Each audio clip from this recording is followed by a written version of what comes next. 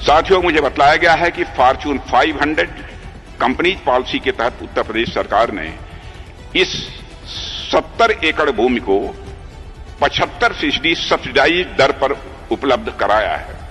शायद मैं समझता हूं यह देश में कहीं नहीं है। हालांकि अभी यह भूमि भले ही 75% सब्सिडी पर दी गई हो, लेकिन आने वाले समय में मुझे पूरा विश्वास है कि यह निर्णय सरकार के लिए कहीं अधिक फायदेमंद साबित होगा। इस भूमि से भविष्य में सरकार को अनेक प्रकार के इकोनॉमिक बेनिफिट्स यानी आर्थिक लाभ भी प्राप्त होंगे और यह क्षेत्र विकास का एक मजबूत केंद्र बनेगा।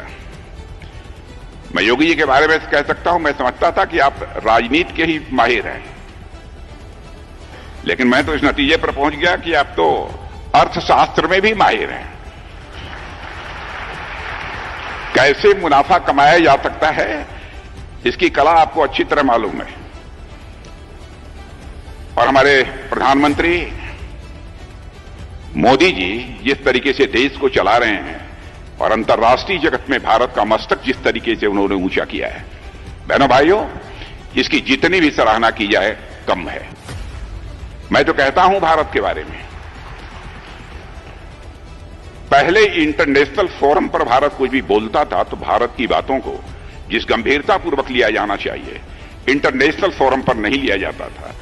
लेकिन आज इंटरनेशनल फोरम पर भारत कुछ बोलता है तो सारी दुनिया कान खोलकर सुनती है भारत बोल क्या रहा है। यह भारत की हैसियत बनी है।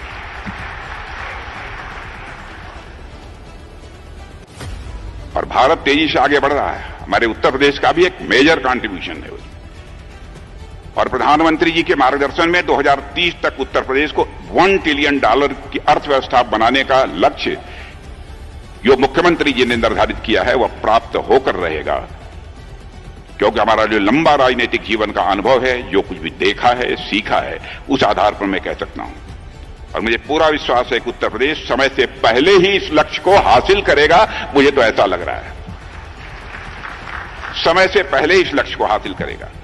आज जब भारत 2047 तक एक विकसित राष्ट्र के लक्ष्य को हासिल करने के लिए तेजी से आगे बढ़ रहा है, तो उसमें उत्तर प्रदेश का योगदान मैं मानता हूं कि बहुत ही महत्वपूर्ण होने वाला है। साथियों, आप सब जानते हैं एक विकसित भारत का रास्ता विकसित उत्तर प्रदेश से होकर ही जाएगा, ऐसा मैं आज विश्वास के साथ कह सकता हूं। विकसित भारत का रास्ता कहीं से जाएगा तो विकसित उत्तर प्रदेश से होकर ही जाएगा, ऐसा मेरा पक्का विश्वास है।